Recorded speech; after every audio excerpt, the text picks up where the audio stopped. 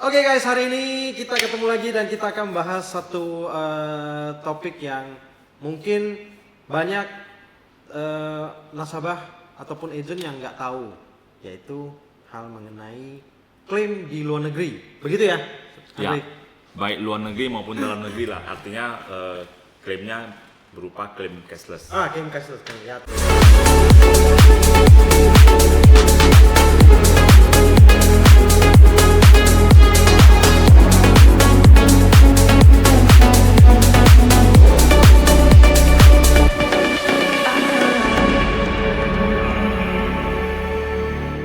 Tepatnya klaim cashless ya. Bagi yang nggak tahu, klaim cashless itu adalah klaim yang dengan hanya menggunakan kartu ya.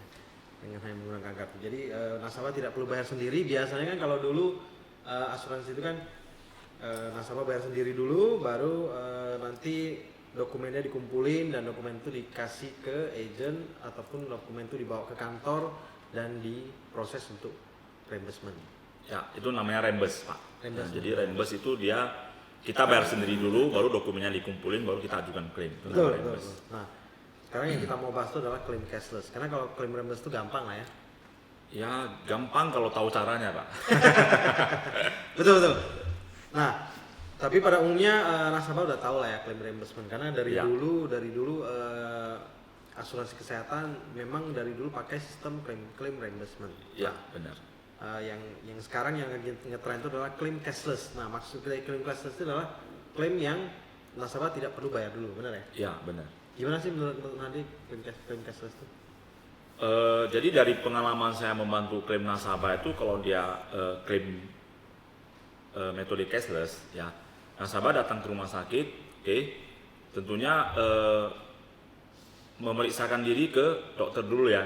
Di IGD. Ya. Nah, setelah sampai di IGD, ternyata dokter periksa, ada ditemukan lah, kita bilang ada dari keluhannya ditemukan diagnosa A misalnya. Ya.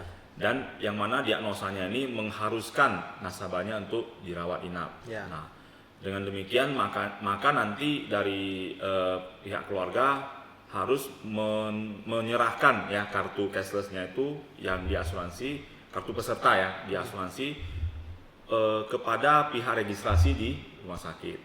Nah, nanti pihak rumah sakit bagian registrasi akan melaporkan bahwasanya pasien dengan nomor peserta sekian-sekian akan dilakukan perawatan di rumah sakit tersebut. Oke. Nah, proses pelaporannya itu ke asuransi, biasanya asuransi akan menunjuk satu provider pihak ketiga. Ya, pihak ketiga. Nah, jadi pihak ketiganya inilah yang akan mengurus proses cashless selama nasabah dirawat di rumah sakit tersebut. Nah, ini konteksnya ini adalah klaim di dalam negeri atau klaim di luar negeri? Sebenarnya sama ya, mau di dalam negeri, di luar negeri prosesnya mirip ya.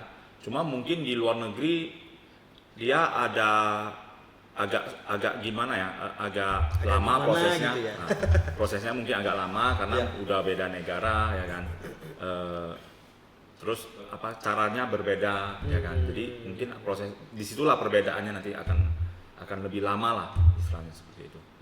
Tapi tetap kita tunjukkan kartu, nanti akan diproses ke pihak ketiganya seperti itu. Ya, berarti yang biasanya nasabah dengar dari agent tuh kan biasa nasabah dikasih tahu sama agent ya.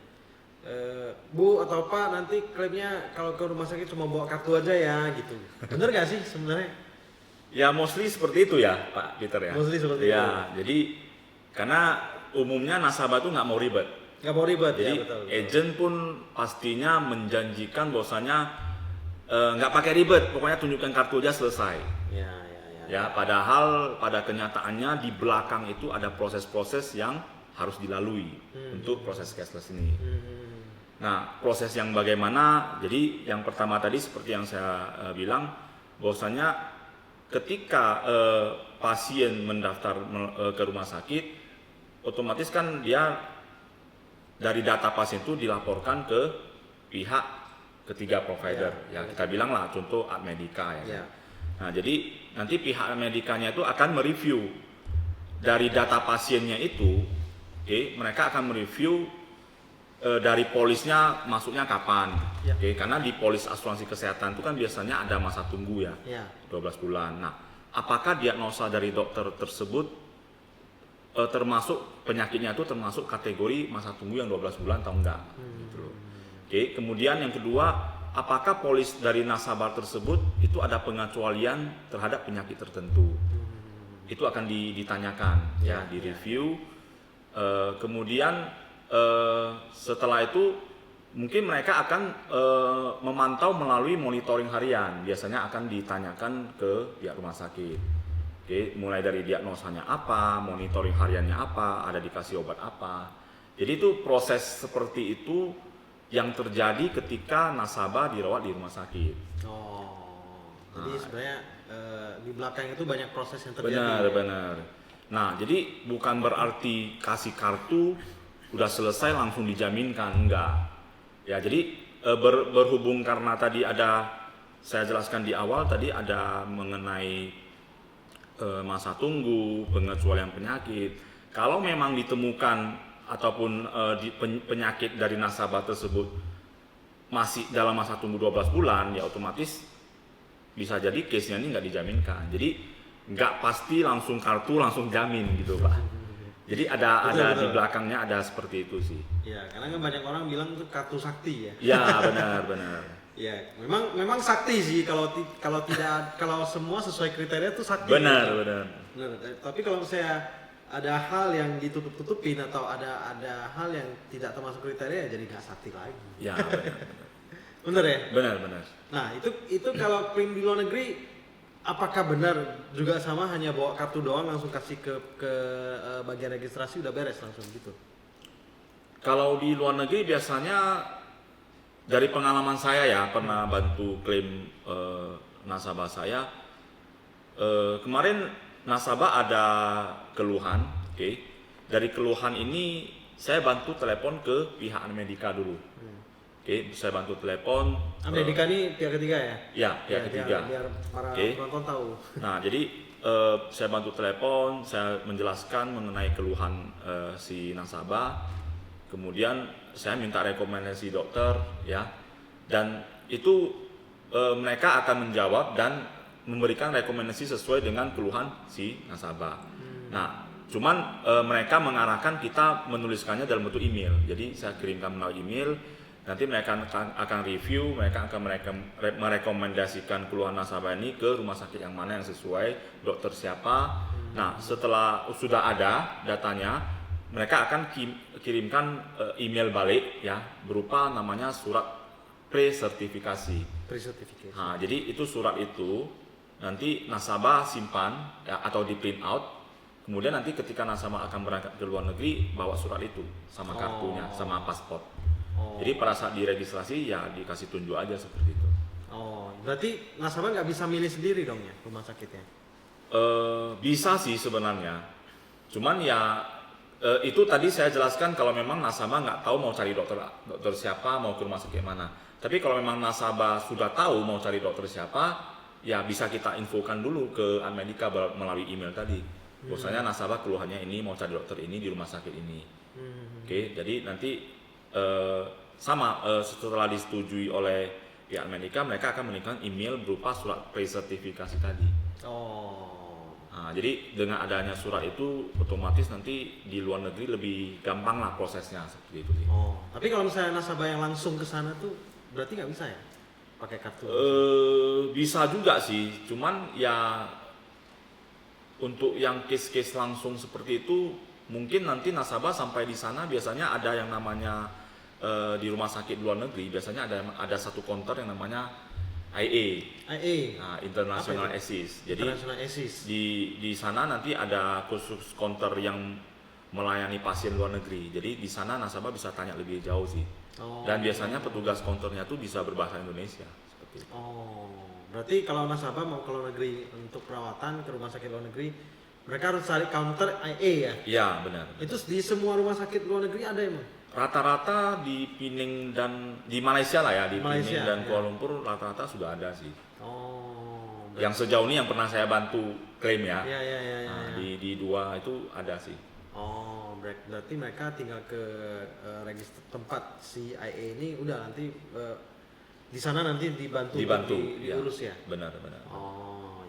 Kemudian kalau untuk Saya dengar proses penjaminan keluarnya agak lama ya. Nah, itu dia. Nah, ini yang mungkin sama-sama nggak tahu karena mereka mikir nanti pas saya masukin kartu, habis itu pas saya keluar udah saya tinggal keluar gitu. Benar, Tapi pada saat keluarnya itu katanya perlu waktu ya, benar nggak? Benar. Bahkan ada yang berjam-jam ya, sampai 3 sampai 4 jam. Ya. Nah, jadi gini, sama dengan ketika nasabah masuk ya, ketika registrasi, dengan ketika nasabah sudah selesai perawatan mau pulang rumah sakit, itu juga ada prosesnya, Pak. Jadi nggak melulu langsung dokter bilang pulang, ya udah langsung pulang, nggak seperti itu.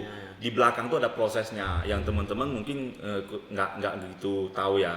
Karena kami sebagai agent yang memang sudah terbiasa mengurus klaim, jadi kami tahu prosesnya itu bagaimana. Nah, jadi ketika nasabah sudah dibolehkan pulang, contoh misalnya pagi dokter berkunjung ke kamar, ketika periksa-periksa dokter bilang, oh ya udah boleh pulang. Nah, ketika saat itu dokter bilang udah boleh pulang, nggak melulu langsung ganti baju pulang, nggak seperti itu. Nah, jadi nggak langsung angkat koper. Benar. Jadi proses di belakangnya itu seperti apa? Jadi gini, dokter di rumah sakit tersebut yang merawat, ya, dia kan bukan merawat pasien itu sendiri, pasti banyak dong pasiennya. Jadi ketika dia visit ke kamar, pasti banyak kamarnya yang dia visit, berlantai-lantai mungkin kan. Jadi ketika dia dokternya bilang, oke, lu boleh pulang. Tapi kan dia gak langsung tulis surat ke pihak asuransi bahwasanya boleh pulang. Dia mungkin keliling lagi ke kamar lain, ya kan, naik lagi ke lantai berapa gitu kan. Nah, katakanlah dia setelah keliling semua pasien, dia baru duduk di klinik dia. Nah, di saat itu dia baru tulis pasien A, ya kan, udah boleh pulang, resume pulangnya gimana, ya kan, laporan harian, monitor harian. Nah, itu akan ditulis lalu dikirimkan ke pihak asuransi. Nah, itu pun kalau misalkan dokternya langsung tulis, kalau dia balik ke klinik dia periksa pasien lagi, nah itu kan pasti butuh waktu ya. Jadi artinya butuh waktu untuk ditulis lagi. Nah, ketika katakanlah setelah dokter menulis resume medisnya semua, dikirim ke pihak asuransi, ya mungkin nanti dari pihak asuransi akan mereview kembali mengenai resume medis yang dikirimkan. Kalau misalkan mereka ada pertanyaan medis lanjutan, mereka akan bertanya lagi kepada dokter tersebut. Nah, jadi proses seperti itulah yang mungkin kadang agak lama pasien menunggu gitu. Nah, itu dalam konteks klaim luar negeri atau klaim dalam negeri begini? Sebenarnya sama sih. Sama ya. Berarti yang namanya klaim cashless sama prosesnya. Tapi saya dengar kalau untuk yang luar negeri bahkan waktunya bisa lebih dari berhari-hari ya. Ada yang sampai berminggu-minggu ya. Ya, apalagi di Malaysia ya, benar ya? Benar. Saya terakhir ada bantu case nasabah saya di rumah sakit Gleneagles juga ya. Jadi itu prosesnya dari dia dibolehkan pulang sampai dengan proses perhitungannya selesai itu 3 hari, Pak.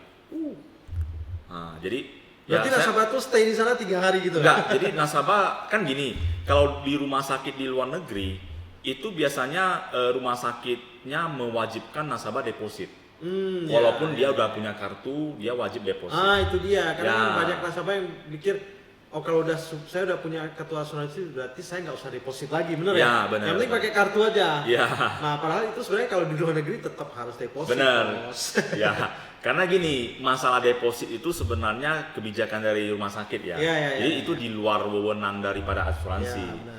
Tapi kalau di dalam negeri nggak usah ya? Kalau di Indonesia sejauh ini sih aman sih, nggak minta sih. Nah, kalau di Indonesia boleh lah. Karena mungkin di luar negeri udah beda negara ya kan. Jadi mungkin mereka lebih hati-hati, mereka menetapkan ada kebijakan seperti itu. Mereka takut juga ya nanti pasiennya langsung cabut ya. Langsung kabur aja. Benar. Jadi kemarin case nasabah saya itu dia tetap kasih deposit, oke. Ketika dibolehkan pulang kan itu tadi ya kan ada perhitungan final billing, resume medis dan lain-lain. Nasabah tidak disuruh tunggu, nasabah sudah boleh langsung pulang karena di awal waktu masuk nasabah sudah deposit. Dan nilai depositnya tuh senilai dengan billingnya. Kemarin kalau nggak salah kena 6.000 sih, 6.000 ringgit. Dan billingnya memang 6 ribuan. Nah, jadi artinya pihak rumah sakit pun nggak takut lu lari gitu loh, ya kan? Karena memang udah pegang dana lu kan. Nah, jadi ketika nasabah sudah pulang, perhitungan final billingnya selang 3 hari baru nasabah di WA kan perhitungan final billingnya berapa ada excess atau enggak seperti itu. Oh. Nah jadi ini saya nggak begitu jelas ya kenapa kok bisa sampai 3 hari. Menurut saya sih mungkin karena pasien di luar negeri ya, apalagi kok di Pineng sama di KL kan banyak ya, apalagi kok dokter-dokter terkenal ya, itu kan pasti antriannya lama ya. Jadi mungkin karena proses asuransi klaimnya itu juga banyak sehingga dia mengikuti antrian. Mungkin seperti itu sih. Benar. Karena kalau di luar negeri, apalagi kalau di Pineng ya, itu aku Ya. itu saya dengar dokternya itu bisa praktek sampai jam 12 malam. Ya, sampai jadi subuh, itu luar biasa ya. mungkin karena terlalu ramai pasien sehingga mengikuti antrian makanya bisa sampai berhari-hari. Iya, benar. Nah, sementara kalau cashless di Indonesia, di rumah sakit di Indonesia itu biasanya kan mereka nggak minta deposit. Jadi mau nggak mau pasien ya tunggu sampai perhitungannya selesai, ada excess pasien bayar, kalau nggak ada ya udah pulang gitu. Tapi nggak sampai berhari-hari ya? Nggak, biasanya ya kalau misalkan jam 11 dokter mengatakan boleh pulang, ya mungkin sampai jam 3, jam 4 seperti itu. Paling beberapa jam lah ya. Beberapa jam. Ya, karena mereka perlu menganalisa kembali. Benar. Mana yang dijamin, mana yang enggak, ya kan? Iya. Apakah nasabah ini ada pengecualian dan lain-lain gitu. Oke. Nah, mungkin itu dulu yang kita Boleh. bahas pada hari ini. Kita ketemu lagi di episode selanjutnya. Thank you.